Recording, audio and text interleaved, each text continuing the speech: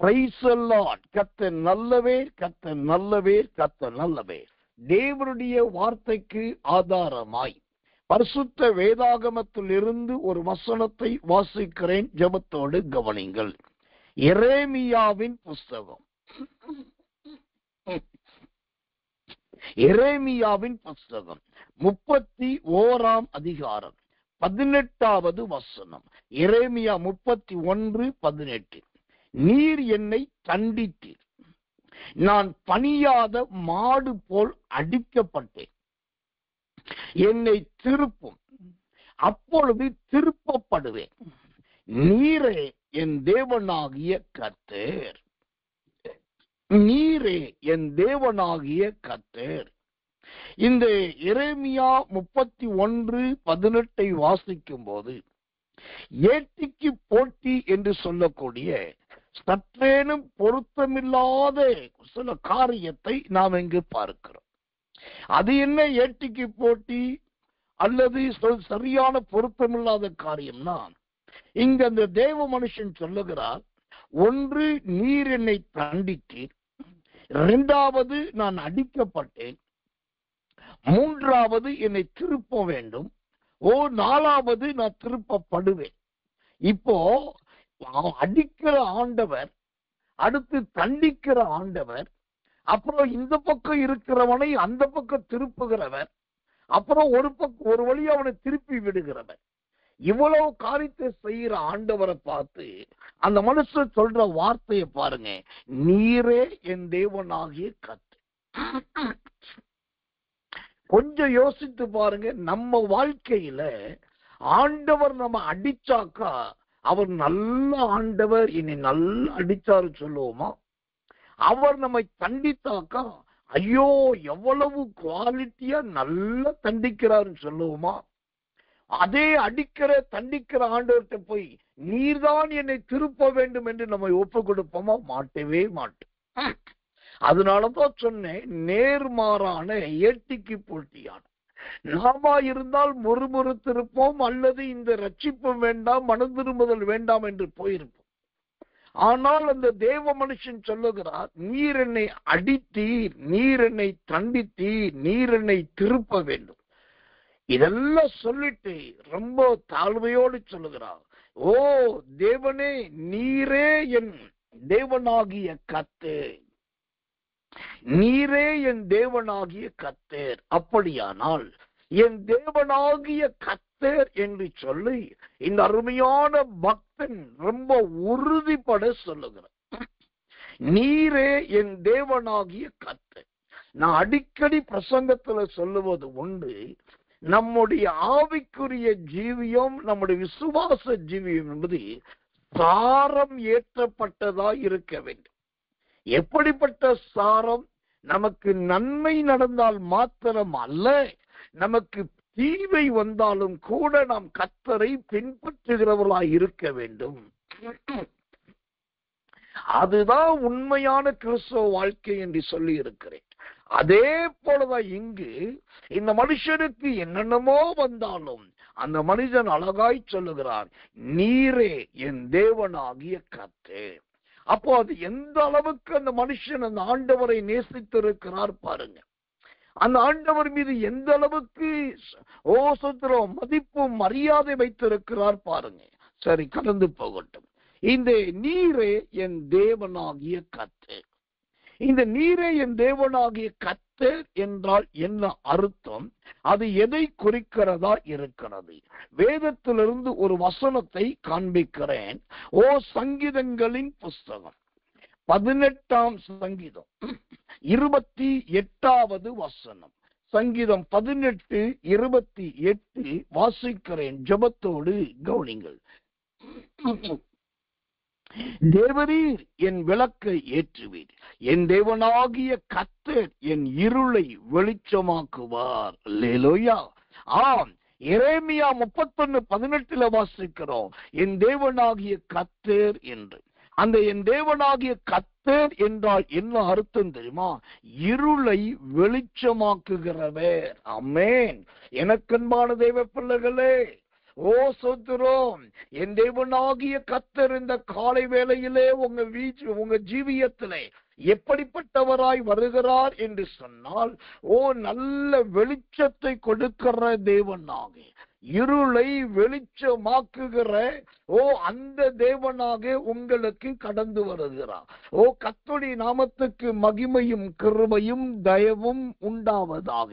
எனக்கன்பான தேவ பிள்ளைகளே, வெளிச்சமாக்குவார் என்று சொன்னால் சோத்திரம், இருள் விலகும், நல்ல பிரகாசம் வரும் என்பது மாத்திரமல்ல, அவர் வெளிச்சமாக்குவார் என்று சொன்னால் தேவனுடைய வார்த்தை இவ்விதமாய் சொல்லுகிறது, கர்த்தர் நல்லவர், கர்த்தர் நல்லவர். சங்கீதம் 105 சங்கீதம் 39வது வசனம். சங்கீதம் 105:39. அவர் மேகத்தை மறைவுக்காக விரித்து இரவை வெளிச்சமாக்குகிறதற்காக அக்கினியையும் தந்தார். அல்லேலூயா. ஆம், என் தேவனாகிய கர்த்தர் என்றால் என்ன அர்த்தமா? இருளை வெளிச்சமாய் மாற்றுகிறவர். அந்த இருளை எப்படி அவர் வெளிச்சமா மாற்றுவான் பாருங்க. மேகத்தை விரித்து அக்கினியை அனுப்பி அதுல இருந்து ஒரு வெளிச்சத்தை உண்டாக்குகிறார். அல்லேலூயா. மேலே மேகம் மூடி இருக்கிறது, கீழே அக்கினி எரிந்து பிரகாசிக்கிறது. அந்த மேகத்துக்கு கீழையும் அக்கினிக்கு நடுவிலையும் அருமையான ஒரு வெளிச்சம் உண்டாகிறது. அதனால அங்கு இருள் இல்லாமல் போனது. இப்போ இந்த இருளை வெளிச்சமாக்குவதற்கு அவர் 2 காரியத்தை பயன்படுத்துகிறார். ஒன்று மேகத்தை, 2வது அக்கினியை. இந்த மேகம் என்பது எதை குறிக்கிறது? சங்கீதங்களின் புஸ்தகம் 19 சங்கீதம் 1 சொல்லுகிறது, ஆகாய விரிவு கர்த்தரை துதிக்கிறது, அவருடைய கரத்தின் கிரியைகளை விவரிக்கிறது என்று பார்க்கிறோம். ஆம், அந்த மேகம் என்பது தேவனுடைய கரத்தின் கிரியை. இந்த காலை வேளையிலே இருட்டோட ஜெபத்துக்கு வந்திருக்கிற தேவ பிள்ளையே, எரேமியா 31:18 படி, நீரே என் தேவன் என்பது அவர் இருளை வெளிச்சமாக்குவா. அந்த இருளை வெளிச்சமாக்குவதற்கு முதலாவது மேகத்தை விரிக்கிறார். அந்த மேகம் என்பது கர்த்தருடைய கரத்தின் கிரியையை காண்பிக்கிறது. இந்த நாள் முழுவதோ, இந்த வாரம் முழுவதோ என் கர்த்தருடைய கரத்தின் கிரியை உங்க மீதோ, உங்க குடும்பத்தின் மீதோ, உங்க வியாபாரம், உங்க தொழில், உங்க சபை, உங்க ஊழியம், உங்க தனிப்பட்ட காரியத்தில் கர்த்தருடைய கரத்தின் கிரியைகளை கண்டிப்பாய் நீங்கள் பார்க்க போகிறீர்கள். அதனால் இருள் வெளிச்சமாய் மாறப்போகிறது. அல்லேலூயா, அல்லேலூயா. கர்த்தருக்கு மகிமை. இன்றைக்கு யார் இருளில் இருக்கிறார்கள் என்று பார்த்தால், யார் வெளிச்சத்தில் இல்லை என்றுதான் பார்க்க வேண்டியிருக்கிறது. ஏனென்றால் எவ்வளவுதான் ஜெபிக்கிறவர்கள், எவ்வளவுதான் வேதத்தை தியானிக்கிறவர்கள், எவ்வளவுதான் கர்த்தரோடு இருக்கிற, கர்த்தருக்காக இருக்கிற சொன்னாலும் சில நேரத்துல அவங்களும் கூட சொல்றாங்க, ஒரே மப்பும் மந்தாரமா இருக்குது பாச, ஒரே குழப்பமும் வருத்தமா இருக்கு பாச, சில நேரத்துல மனசே உடஞ்சி போயிருது பாஸ்டர்ன்றாங்க. ஆனா நம்ம அவங்களை என்ன நினைக்கிறோம்? அவங்கதான் விடிவெளி நட்சத்திரம் நினைக்கிறோம், அவங்கதான் சுத்திரம் வழிகாட்டு நட்சத்திரம் நினைக்கிறோம், அவங்கதான் சூரிய பிரகாசம் நினைக்கிறோம், அவங்கதான் விசுவாசத்தின் நங்கூரம் நினைக்கிறோம். அப்படி நம்ம நினைச்சிட்டு இருக்கோம். ஆனா போய் அவங்கள்ட்ட பேசுனா அந்த யார சூரியன் சொல்லி, சந்திரன் சொல்லி, நட்சத்திரம் சொல்லி நங்குரம் நம்ம நினைச்சோம். அவங்களே சொல்றாங்க, ஐயோ சோர்ந்து போயிட்டேன் பாஸ்டர், ஐயோ மனம் தளர்ந்து போயிட்டேன் பாஸ்டர். இப்ப நல்லா கவனிங்க, நீங்க நல்ல ஆவிக்குரியவர்களா இருந்தோ, தேவ ஜனமா, தேவனுடைய ஊழியக்காரரா இருந்தோ, உங்க வாழ்க்கையில இந்த தளர்வு, சோர்வு, குழப்பம் வருதுன்னா எழுதி வைத்துக் கொள்ளுங்க. என் தேவனாகிய கர்த்தர் என்கிற நாமத்தை உடையவர் இருளை வெளிச்சமாக்குகிறவராய் வருகிறார். அதற்கு முதலாவது அவர் மேகத்தை பயன்படுத்துகிறார். அந்த மேகம் கர்த்தருடைய கரத்தின் கிரியைகளாய் இருக்கிறது. அந்த கர்த்தருடைய கரத்தின் கிரியைகளை இன்று முதல் உங்க ஜீவியத்துல வைக்கிறார். அல்லேலூயா. கர்த்தர் நல்லவர். அல்லேலூயா. இருளை வெளிச்சமாக்குவதற்கு அவர் இரண்டாவது பயன்படுத்தினது அக்கினியை என்று பார்க்கிறோம். அந்த கர்த்தர் நல்லவே.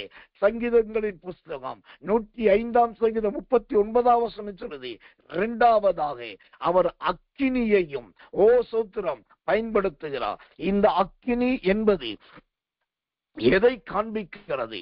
இங்கு சொல்லப்படுகிற அக்கினி என்பது 2 காரியத்தை காண்பிக்கிறது. ஒன்று, கர்த்தர் நல்லவே, மறைவில் இருக்கிறவைகளை வெளியே கொண்டு வரக்கூடியது. இரண்டாவது, சாதாரணமானவர்களை அசாதாரணமானவர்களாய் மாற்றக்கூடியதுதான் இந்த அக்கினி. இருளில் இருக்கிறதை வெளிச்சத்திலே கொண்டு வருவது. பழைய ஏற்பாட்டு காலத்துல ஆகானுடைய ஜீவியத்தை பார்த்தாக்கா, அவன் அபகரித்த பொருட்களை எடுத்து கொண்டு வந்து கற்களை குவித்து தீயிட்டார்கள். அங்கு ஒரு அக்கினி அவன் செய்த பாவத்தை வெளியே கொண்டு வர வைத்தது. ஆனா அதே சமயத்துல அந்த அக்கினி இரண்டாவது என்ன செய்கிறது?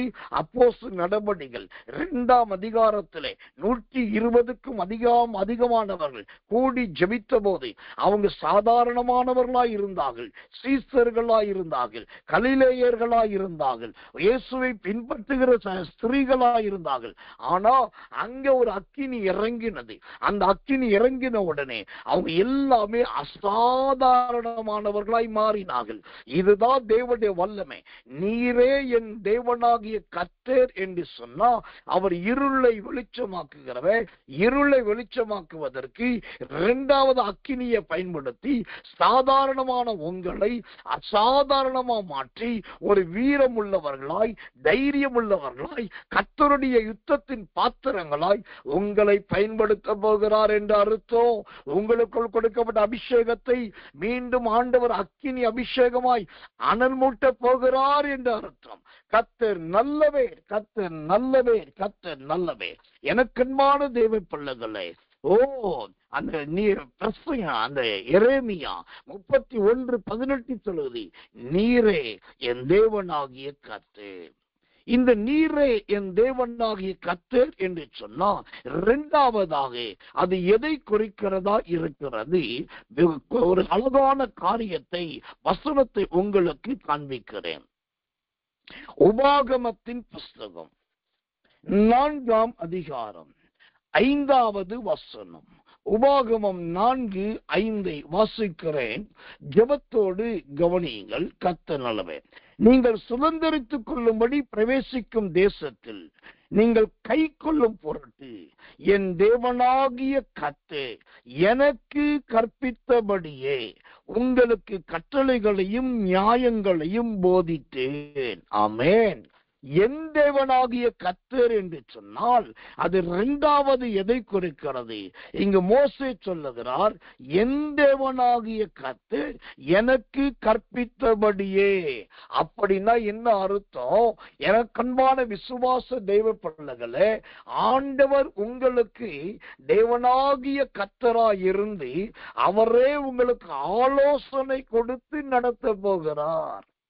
நீங்க சில நபர்களிடத்தில் அவர்கள் இன்னார் என்பதை புரிந்து கொள்ளாம எல்லாத்தையும் பேசுவீங்க, வெளிப்படையா பேசுவீங்க, மனதில் உள்ளதெல்லாம் பேசுவீங்க. ஆனா ஆண்டவருக்கு தெரியும் நீங்க யார்கிட்ட எல்லாத்தையும் பேசுறீங்க, வெளிப்படையா பேசுறீங்கன்னு உங்களுக்கு ஆண்டவருக்கு தெரியுமோ? அவருக்கு தெரியும் அந்த மனிதர்கள் எவ்வளவு பொல்லாதவர்கள் உண்டு.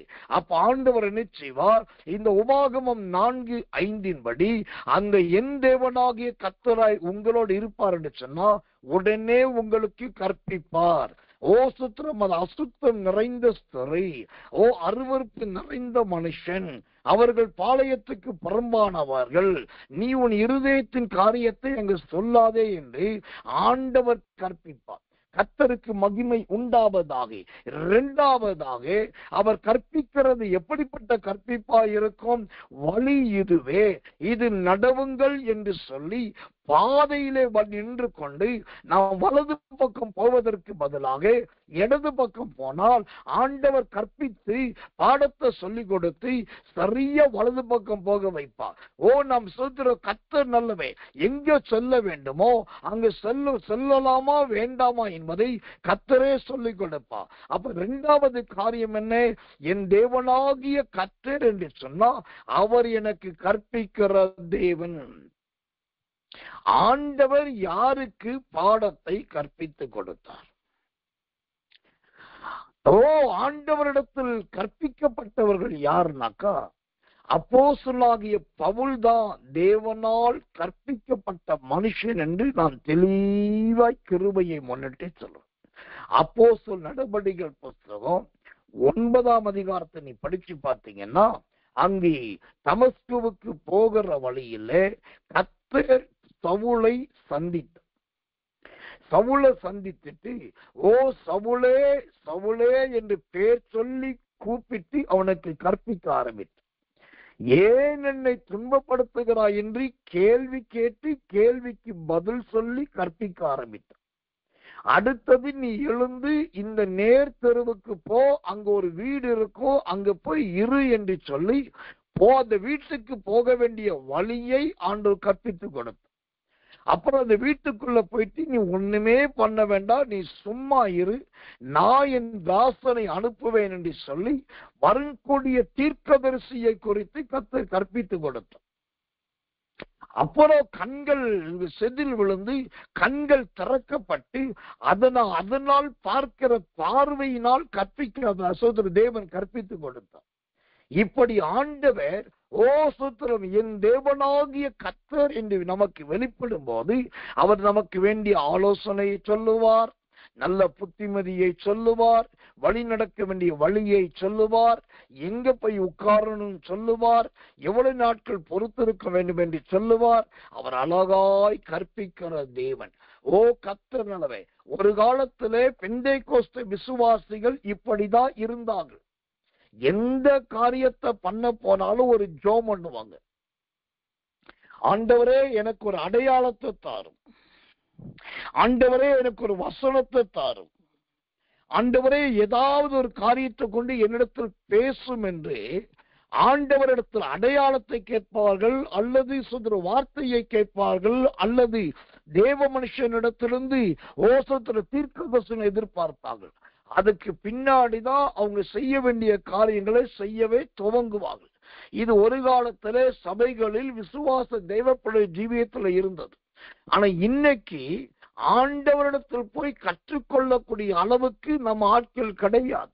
ஏன்னா ஆண்டவரை விட இவங்க பெரியவர்களாய் மாறிவிட்டார்கள், தேவனை விட இவர்கள் சிறந்தவர்களாய் தேறிவிட்டார்கள். ஏன்னா அங்க டிவியில ஒருத்தர் பேசுறாரு, அதை கேட்டாலே எனக்கு ஆண்டவர் போல இருக்குது. சொத்துறோம் இங்க ஒருத்தர் அழகா பார்த்து ஆலோசனை சொல்றாரு, அதை கேட்டாக்கா தெய்வாதீனம் போல இருக்குன்னு சொல்லி இன்றைக்கு அநேகர் எல்லாம் சொத்துறோம் தன் சுய சிந்தைக்கு சுய எண்ணத்துக்கு இடம் கொடுக்கிறாங்க. அதுல ஒரு சிலர் என்ன சொல்றாங்க, நீங்க எஸ்எஸ் கேட்டதுமா போய் ஜெபிக்கணும் என்ன தலைவிதியா? உங்க சர்ச்சு பாஸ்டர்ட போய் தான் உங்க கருத்துல சொல்லணும்னு உனக்கு நான் எழுதியா வச்சிருக்கு. ஏன் உங்க சர்ச்சு பாஸ்டர்ட பேசுற ஆண்டவர் எஸ்எஸ்கே சாமியல்ட்ட சொல்ற ஆண்டவர் உன்கிட்ட சொல்ல மாட்டாரா? இல்ல என்கிட்ட சொல்ல மாட்டாரா? நானும் பைபிள் வாசிருக்கல்ல, நானும் ஆவிக்குரிய ஜீவித்துல இருக்கல்ல, நானும் ஜெபிக்கதானே செய்யறேன், அப்ப கர்த்தர் என்கிட்ட பேசுவாருன்னு சொல்லி இன்றைக்கு நிறைய பேர் கர்த்தரிடத்திலிருந்து கற்றுக்கொள்ளுகிறதுக்கு இடம் கொடுப்பதே கிடையாது. ஆனால் வேதம் அழகாய் சொல்வது, நீரே என் தேவனாகிய கர்த்தர் என்று சொன்னால் அவருடைய இரண்டாவது பெஸ்ட் கேரக்டர் என்னன்னாக்கா அவர் நமக்கு அழகாய் கற்றுக் கொடுக்கிற தேவன், நல்ல கற்றுக் கொடுக்கிற தேவன். நான் ஒரு காரியத்தை வெளிப்படையா சொல்றேன், நீங்க நல்ல ஜெபம் பண்ணுங்க பிரதர், தப்பு கிடையாது.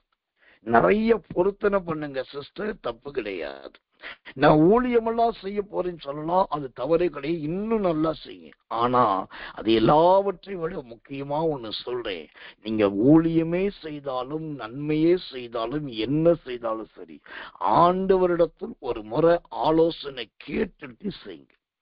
அது இருக்கிற நகையை விற்கிறதா இருக்கலாம், அல்லது அந்த நகையை கர்த்தருக்கு கொடுக்கிறதா இருக்கலாம், அல்லது ஒரு வீடு வாங்குறதா இருக்கலாம், அல்லது பிள்ளைகளுக்கு மணமகன் மணமகளை தேடுவதா இருக்கலாம், அல்லது கர்த்தர் நல்லவே வெளிநாட்டுக்கு போவதா இருக்கலாம்.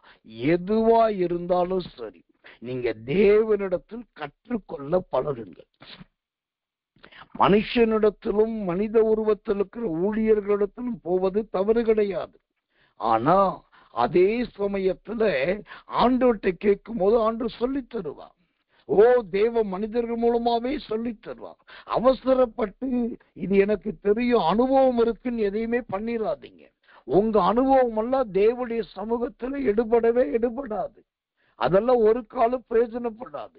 மனுஷனுடைய அனுபவம் என்பது வேறு, கர்த்தருடைய கற்றுக் கொடுக்குதல் என்பது வேறு. ஆண்டவர் கற்றுக் கொடுக்கும் போது பூமிக்குரியதா கற்றுக் கொடுக்காமல் மேலானதை கற்றுக் கொடுப்பார். ஆனா அனுபவத்துல செய்ய ஆரம்பிக்கும் போது, நான் அன்னைக்கு அவங்க எனக்கு இப்படி பண்ணிட்டாங்க, அதனால இதை செய்ய மாட்டேன், இன்னைக்கு இவங்க இப்படி சொல்லிட்டாங்க, அதனால அதை செய்ய மாட்டேன்னு சொல்லி மற்றவருடைய ஜீவியத்தை பார்த்துதான் நீங்க பண்ணுவீங்க. ஆனா கர்த்தரிடத்தில் கற்றுக்கொண்டு கேட்டுக்கொண்டு விசாரித்து கொண்டு அதுக்கப்புறம் அதை செய்து பாருங்க. அது நல்ல ஆழத்தில் சோத்திரம் விதை விதைக்கப்பட்ட அந்த அஸ்திபாரமாய் மாறும். அப்போ என் தேவனாகிய கர்த்தர் என்று சொன்னால், முதலாவதாக அவர் இருளை வெளிச்சமாக்குகிறவர். என் தேவனாகிய கர்த்தர் என்று சொன்னார். இரண்டாவதாக கர்த்தர் அவர் நல்ல கற்பித்து கொடுக்கிற கற்றுக் கொடுக்கிற தேவன். தேவனுடைய நாமத்துக்கு மகிமை கிருபை தயை உண்டாவதாக. மூன்றாவதாக என் தேவனாகிய கர்த்தர் என்று சொன்னா அது எதை குறிக்கிறதா இருக்கிறது? அற்புதமான ஒரு வசனத்தை உங்களுக்கு காண்பிக்கிறேன். 1 ராஜாக்களின் புஸ்தகம் 5ஆம் அதிகாரம் 4வது வசனம். 1 ராஜாக்கள் 5:4 வாசிக்கிறேன், கவனியுங்கள். ஆனாலும் இப்பொழுதோ என் தேவனாகிய கர்த்தர் எங்கும் எனக்கு இளைப்பாறுதலை தந்தார், விரோதியும் இல்லை, இடையூறும் இல்லை. ஆமென். இங்க ரொம்ப அற்புதமான ஒரு வார்த்தையை பாருங்க. இங்கு சாலமோன் சொல்லுகிறார் சாட்சியாக, இப்பொழுதோ என் தேவனாகிய கர்த்தர் எங்கும் எனக்கு இளைப்பாறுதலை தந்தார், விரோதியும் இல்லை, இடையூறும் இல்லை. அப்படியானால் என் தேவனாகிய கர்த்தர் என்று சொன்னா முதலாவது இருளை வெளிச்சமாக்குகிறவர். என் தேவனாகிய கர்த்தர் என்று சொன்னா இரண்டாவதாக கற்பித்து கொடுத்து நடத்துகிறவர். என் தேவனாகிய கர்த்தர் என்று சொன்னா மூன்றாவதாக நல்ல இளைப்பாறுதலை கொடுக்கிற தேவன். இளைப்பாறுதல்னா என்ன அர்த்தம் தெரியுமா? நல்ல படுத்து தூங்குவது கிடையாது. இளைப்பாறுதல் என்று சொன்னா இருதயம் நிறைந்த ஒரு சமாதானம், கலக்கம் இல்லாத ஒரு ஆவி, பலவீனம் இல்லாத சரீரம். திரும்ப சொல்றேன், இருதயம் நிறைந்த சமாதானம், கலக்கம் இல்லாத ஆவி, பலவீனம் இல்லாத சரீரம். இது மூன்றும் சேர்ந்ததுக்கு பேர் தான் இளைப்பாறுதல். அப்போ இந்த காலை வேளையிலே கர்த்தருடைய இந்த தெளிவான சத்தத்தை கேட்கிற தேவ பிள்ளைகளே, உங்க இருதயம் நிறைந்த ஒரு சமாதானம் காணப்படுதா? கூட பிறந்தவங்க, உடன் பிறந்தவங்க எல்லாரிடத்திலும் மெய்யான ஒரு சமாதானம் இருக்குதா?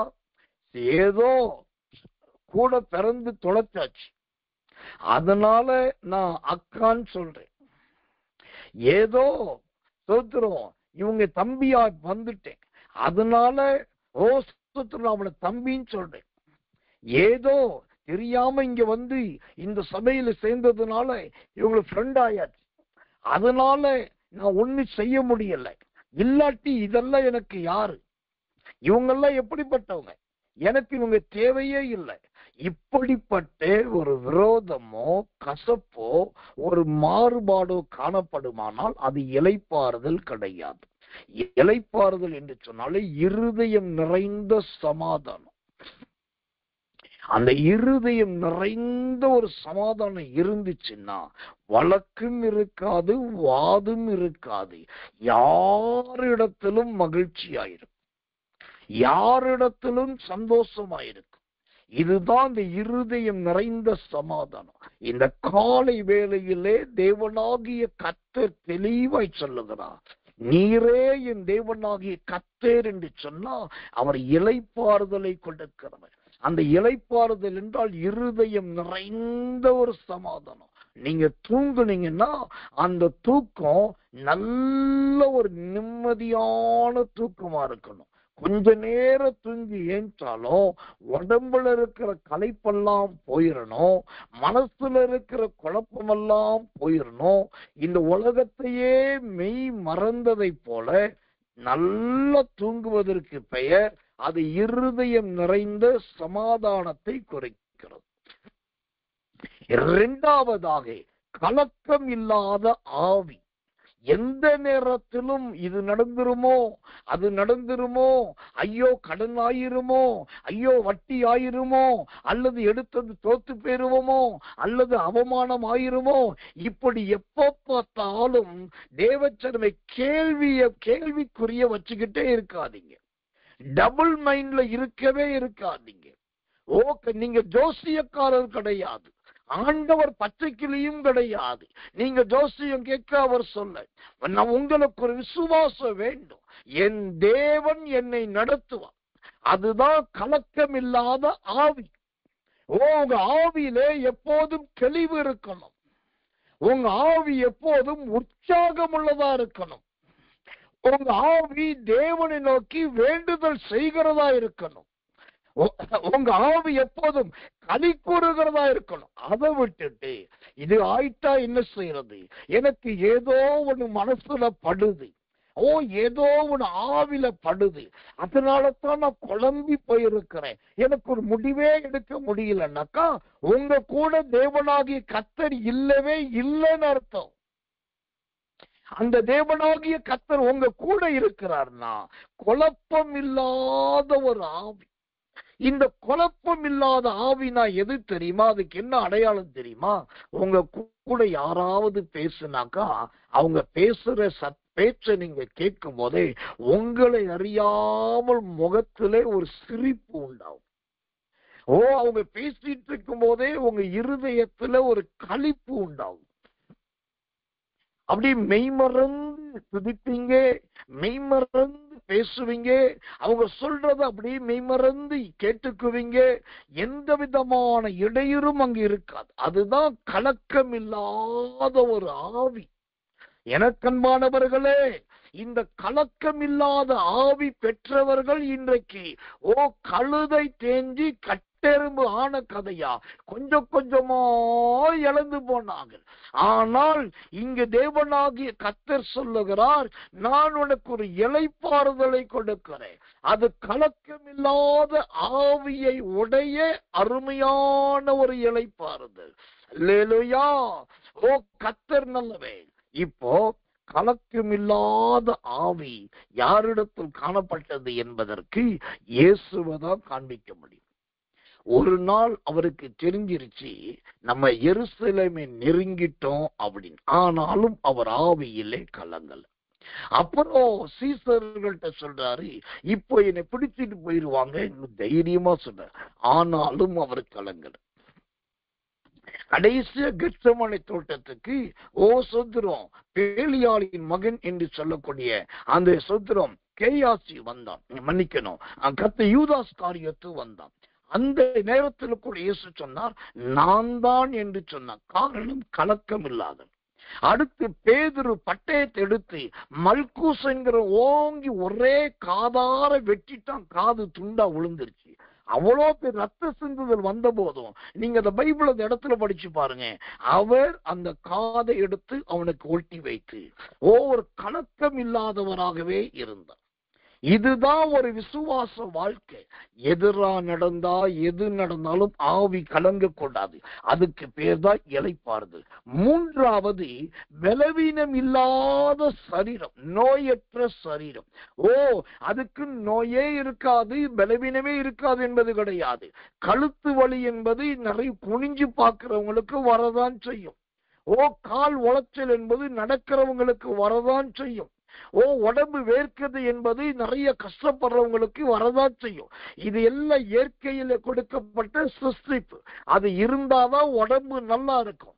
இங்கு நோய் இல்லாத, பலவீனம் இல்லாதது என்று சொன்னா தேவையில்லாத மருத்துவ அலைச்சல்கள், தேவையில்லாத மருந்து மாத்திரைகள், தேவையில்லாத மருத்துவ ஆலோசனைகள், இது எதுவுமே இல்லாம கர்த்தரனை சுகமாய் வைத்திருக்கிறார்.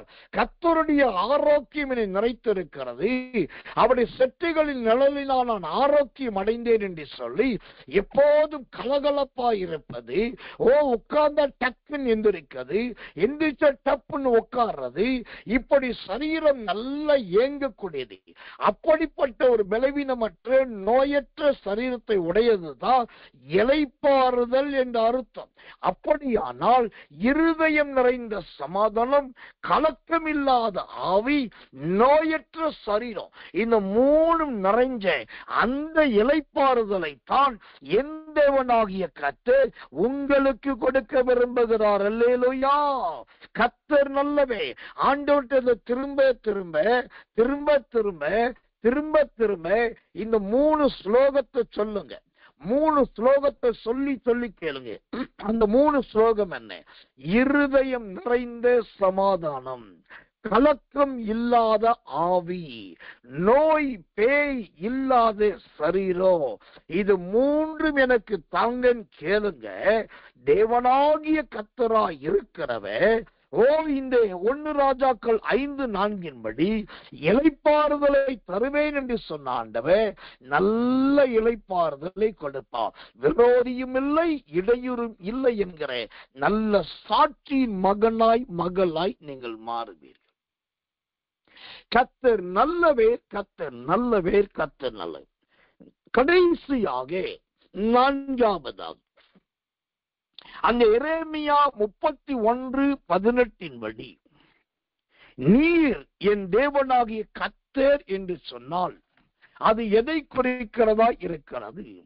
சகரியாவின் புஸ்தகம் 11ஆம் அதிகாரம் 4வது வசனம் வாசிக்கிறேன், ஜெபத்தோடு கவனிங்கள். சகரியா 11ஆம் அதிகாரம் 4வது வசனம். என் தேவனாகிய கர்த்தர் சொல்லுகிறது என்னவென்றால், கொலையுண்கிற ஆடுகளை மேய்க்க கடவாய். அல்லேலூயா, சோதரம்.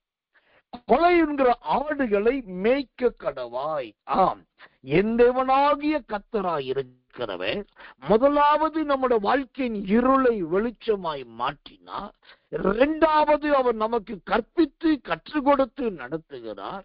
3வது நல்ல இளைப்பாறுதலை தருகிறார். இதெல்லாம் செய்கிற ஆண்டவர் கடைசியா நம்மை யாராய் மாற்றுகிறார் தெரியுமா?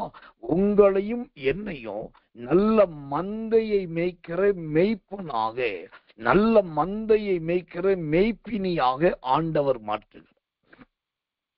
நமக்கு ஒரு பொறுப்பை, நமக்கு ஒரு உக்கிரானத்துவத்தை, நமக்கு ஒரு கூட்டத்தை, நமக்கு ஒரு ஜனத்தை ஆண்டவர் கொடுத்து, நீ இவர்களுக்கு தகப்பனாயிரு, நீ இவர்களுக்கு தாயாயிரு, நீ இவர்களுக்கு ஒரு மெய்ப்பனாயிரு, நீ இவர்களுக்கு ஒரு போதகியாய் இரு என்று சொல்லி ஒரு மந்தையை கொடுத்து, ஒரு கூட்ட ஜனத்தை கொடுத்து அவங்களுக்கு தகப்பனும் தாயுமாய் மாற்றுகிறவர் தான் நீரே என் தேவனாகிய கர்த்தர் என்கிறவர். அல்லேலூயா. இப்ப பாருங்க, இந்த மேய்ப்பன் பொறுப்பு என்பது எதை குறிக்கிறது? ஒவ்வொருவருக்கும் ஆண்டவர் ஒரு பொறுப்பை வைத்திருக்கிறார் என்பதை குறிக்கிறது. ஆனா நிறைய பேரு ஆண்டவர் தனக்கு என்று எந்த பொறுப்பு கொடுத்திருக்கிறார் என்பதை கவனிச்சு பார்க்கிறதே கிடையாது. அது சில குறித்து நான் ரொம்ப ஆவியிலும் சரி, ஆத்மாவிலும் சரி, சரீரத்திலும் சொல்லி துக்கப்படுறேன். அவங்களுக்கு பொறுப்பு என்னன்னு தெரியும். கர்த்தர் எதுக்கு அழைச்சாருன்னு தெரியும், எதை செய்ய சொன்னாருன்னு தெரியும். ஆனா எதுக்கு அழைச்சாரு, என்ன செய்ய சொன்னாரு, எதை செய்வது முக்கியமானது என்பதை தெரிந்திருந்தோம். அதை செய்யாம சில மனிதர்களை பிரியப்படுத்துகிற பொறுப்பிலே போயிட்டாங்க, சில மனுஷிகளை பிரியப்படுத்துகிற பொறுப்பிலே போயிட்டாங்க. அதைத்தான் பைபிள் சொல்லுது, ஆகாப் ராஜா தன்னை தன் மனைவிக்கு விற்று போட்டான் என்று சொல்லி ஆண்டவர் கொடுத்த பொறுப்பை நிறைவேற்றாம, ஆண்டவர் கொடுத்த பொறுப்புக்கு பங்காளியா இருக்காம, ஜீவன் போனாலும் நான் கர்த்தருடைய பொறுப்பை விட மாட்டேன், அவர் என்னை மேய்ப்பனா வைத்தார், இந்த மந்தையை மேய்க்க சொன்னார், அந்த மந்தையை நான் மேய்க்கிறது தான் என் வேலை என்று சொல்லி அதற்கு முடிவு வரைக்கும் நிலைச்சு நிற்காம, காலத்தின் கட்டாயம், சூழ்நிலையின் கட்டாயம், வேற வழி இல்லை, அதனால தான் இப்படி ஆயிட்டேன்னு சொல்லி நிறைய பேர் சாக்கு போக்கு சொல்லி அந்த மெய்ப்பனுடைய பட்டத்தை, அந்த மெய்ப்பனுடைய கிருபையை இழந்து போயிருக்கிறார்கள். ஆனா ஒண்ணு தெரிந்து கொள்ளுங்க, என்னால முடியல நீங்க சொல்றீங்க, சூழ்நிலை ஒத்துக்கலன்னு சொல்றீங்க, கால சூழ்நிலை அமையலன்னு நீங்க சொல்றீங்க, யாரு எனக்கு சப்போர்ட் பண்ணலன்னு சொல்றீங்க, இது உங்களுடைய சாக்கு போக்கு. ஆனா அங்க நடந்தது என்ன தெரியுமா? அந்த சகரியா 11:4 சொல்லுகிறது, என் தேவனாகிய கர்த்தர் சொல்லுகிறது என்னவென்றால், கொலையுங்கிற ஆடுகளை மேய்க்க கடவாய். உங்கள் ஆண்டவர் மெய்ப்பனாக ஒரு போதகியாக வச்சார் அப்படின்னாக்கா, இனி எந்த ஆடுகளும் வெட்டப்படக்கூடாது, யாரும் கொலை செய்யப்படக்கூடாது. ஆனா உங்களுடைய பொறுப்பை, உங்களுடைய கிருபையை நீங்க பயன்படுத்தாததுனால உங்களால் போதிக்கப்பட வேண்டியவர்கள், உங்களால் மனம் திரும்ப வேண்டியவர்கள், உங்களால் சத்தியத்தை அறிய வேண்டியவர்கள், உங்களால் சத்தியத்தில் வளர வேண்டியவர்கள், உங்களால் பரலோகத்துக்கு ஆயத்தப்பட வேண்டியவர்கள் இன்றைக்கு கொலையுண்டு செத்து போய் கொண்டிருக்கிறார்கள். அப்படியானால் அவர்களுடைய இரத்த பலி உங்களுடைய தலைமையில்தான் வந்து விழுகிறது.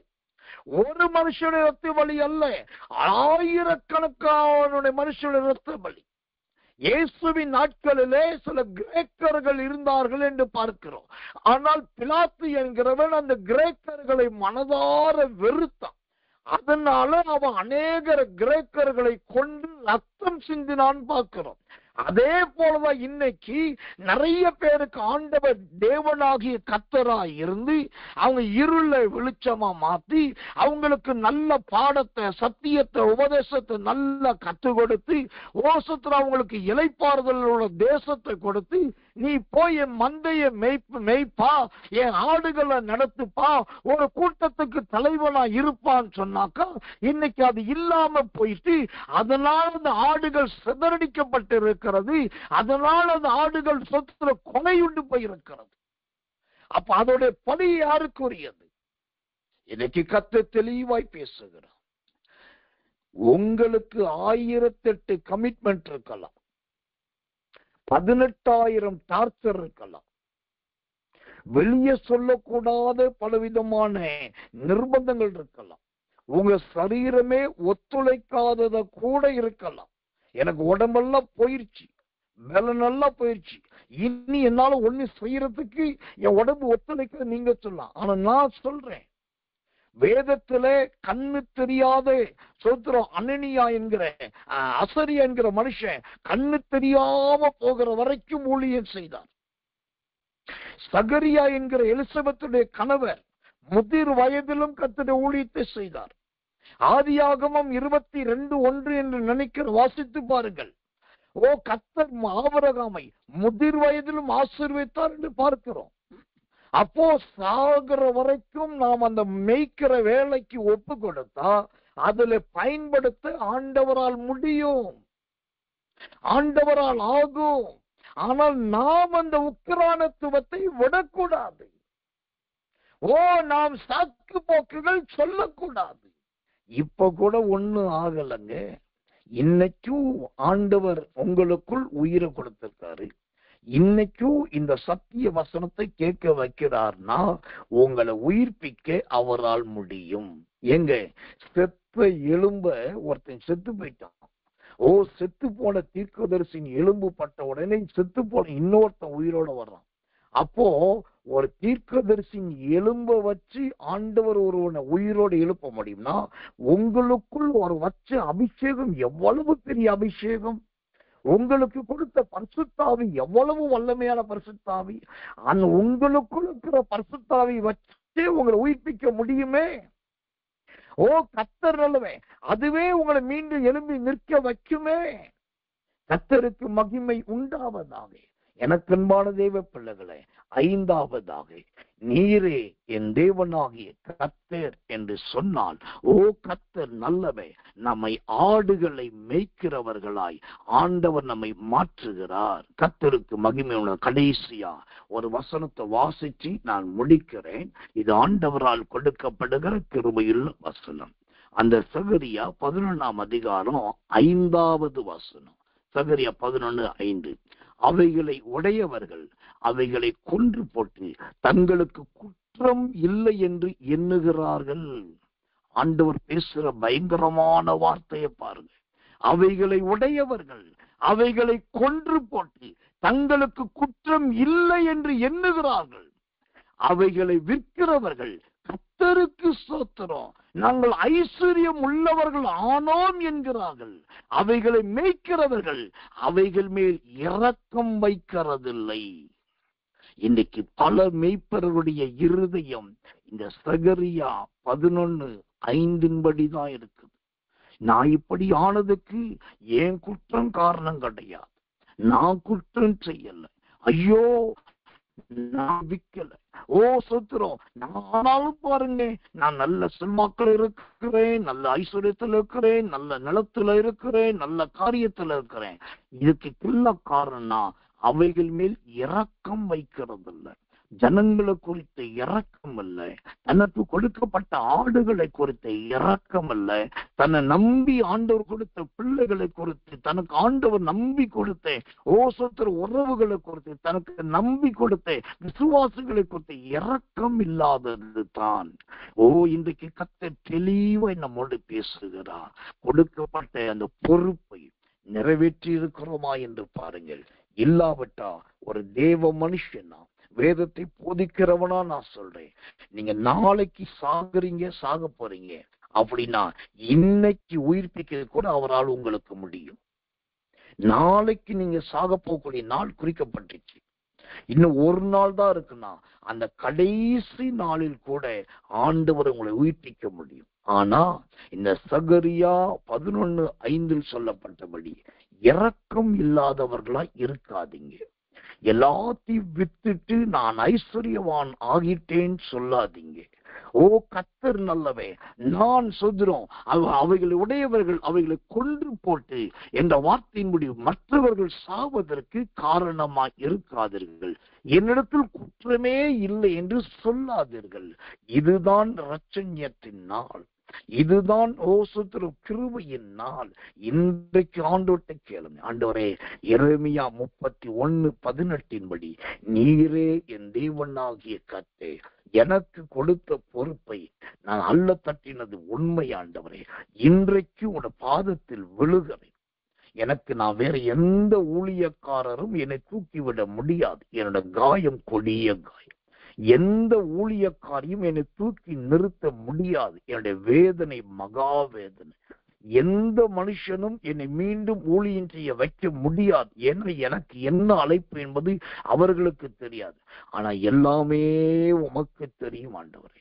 எலிசா தீர்க்கதரிசி சாகிற நேரத்துல கூட ஒரு ராஜாவை பார்த்து சொன்னான், உன் அம்பை தரையில அடி அப்படின்னு. அவன் 3 தரம் அடித்து நிறுத்தினான். உடனே எலிசா தீர்க்கதரிசன் சொல்லிட்டான், நீ 3 தரம் அடிச்சதுனால 3 தரம் மட்டும் ஜெயிப்ப. அப்போ ஒரு எலிசாவினால சாகிற நேரத்துல கூட ஒரு ஊழியத்தை செய்ய முடியுதுன்னாக்கா ஏன் உங்களால செய்ய முடியாது? இன்னைக்கு கர்த்தர் பேசுகிறார், இன்னொரு நாள் பேசுவார் என்பது அல்ல. இன்னைக்கு ஆண்டவர் ஒப்பு கொடுங்க.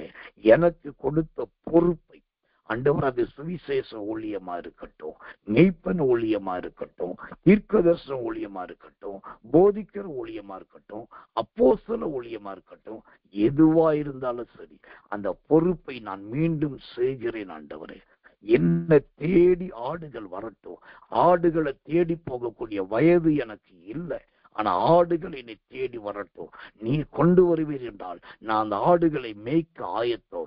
மீண்டும் நான் உடைய ஆராதனையை துவங்க ஆயத்தம். மீண்டும் உடைய ஊழியத்தை வல்லமையோடு செய்ய ஆயத்தம் என்று அப்படியே கர்த்தருடைய பாதத்தில் முகம் குப்புற விழுந்துரும். அப்படியே கர்த்தருடைய பாதத்தில் முகம் குப்புற விழுந்துருங்க. கடைசியா ஒரே ஒரு ஆலோசனையை பரிசுத்தாவி முன்னிட்டு நான் சொல்லிட்டு முடிக்கிறேன். என்னன்னா, ஏன் கர்த்தர் இன்னைக்கு இவ்வளவு அப்பட்டமான முறையில பேசுறார்?